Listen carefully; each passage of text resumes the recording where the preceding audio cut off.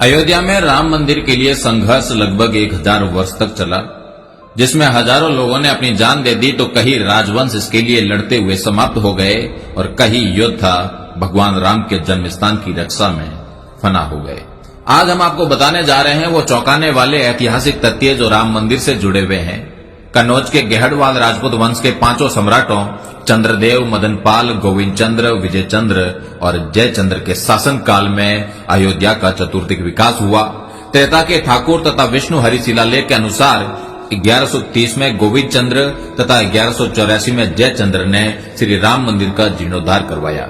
अवधवासियों के अनुसार आक्रांता से लड़ते लड़ते जयचंद्र की वीरगति के बाद हिंदुओं का सूर्य अस्त हो गया।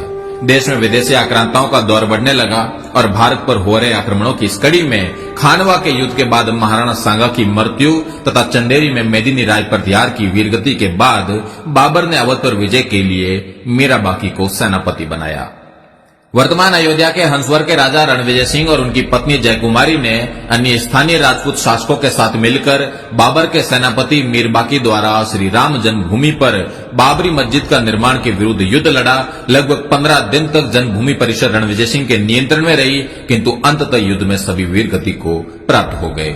मीरबाकी ने 1528 में मंदिर तोड़कर बाबरी मस्जिद का निर्माण करवा दिया। 1678 से 1707 में औरंगजेब के समय पर राजेपुर के ठाकुर गजराज सिंह, सिसिंडा के कुंवर गोपाल सिंह, ठाकुर जगदम्बा सिंह, बाबा केशव दास और हजारों राजपूतों ने राम जन्मभूमि के लिए दर्जनों लड़ाइयां लड़ी। ठाकुर जगदम्बा सिंह का बलिदान तो आज भी अवध की लोक कथाओं में अमर है। बाबर की मृत्यु के बाद मुगल सत्ता में जयपुर के शासकों का हस्तक्षेप अधिक रहा। काशी, मथुरा, वृंदावन सहित उत्तर भारत के ये सभी धार्मिक स्थल मान सिंह जी की जागीरी में आते थे। जयपुर रोयल के अभिलेखागार के अनुसार 1717 में सवाई जयसिंह द्वितीय ने सरयू नदी के किनारे श्री राम जन्म स्थान खरीदा और 1725 तक इस मंदिर का जीर्णोद्धार करवाया। उत्तर भारत के धार्मिक स्थलों पर मिर्जा राजा मानसिंह से लेकर सवाई जयसिंह जी तक के जयपुर के शासकों का अधिकार होने के कारण मुगल सत्ता द्वारा स्थानीय नवाबों को मंदिर परिसरों से दूर रहने के सख्त निर्देश थे। जयपुर शाही परिवार के पास राम मंदिर और आसपास 983 एकड़ के करीब जमीन थी, जिसका नक्शा जयपुर रॉयल आर्काइव में आज भी उपलब्ध है।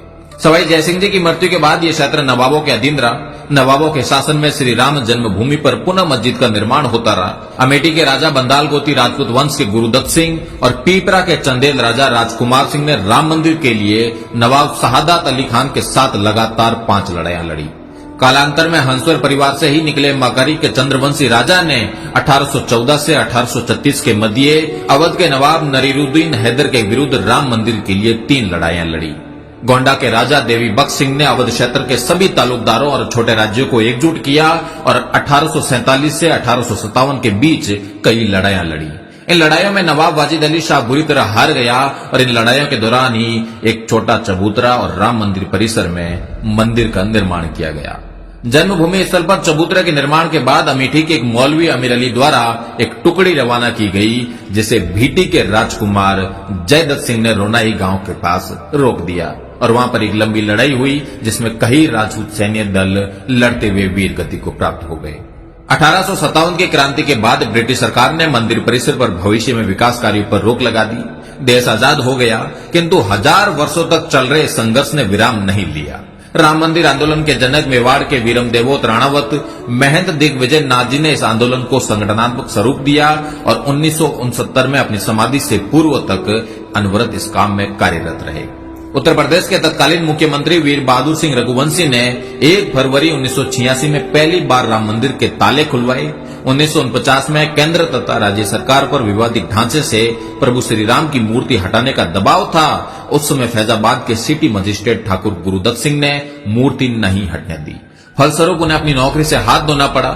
निर्मोही अखाड़े के संतों के बाद शायद अशोक सिंघल पहले प्रमुख हिंदू नेता है जिन्होंने स्वीकार किया कि ठाकुर गुरुदत्त सिंह के योगदान ने राम जन्मभूमि के इतिहास की दिशा बदल दी और राम जन्मभूमि पर नियंत्रण के लिए हिंदू संघर्ष की समय रेखा में एक मील का पत्थर स्थापित किया।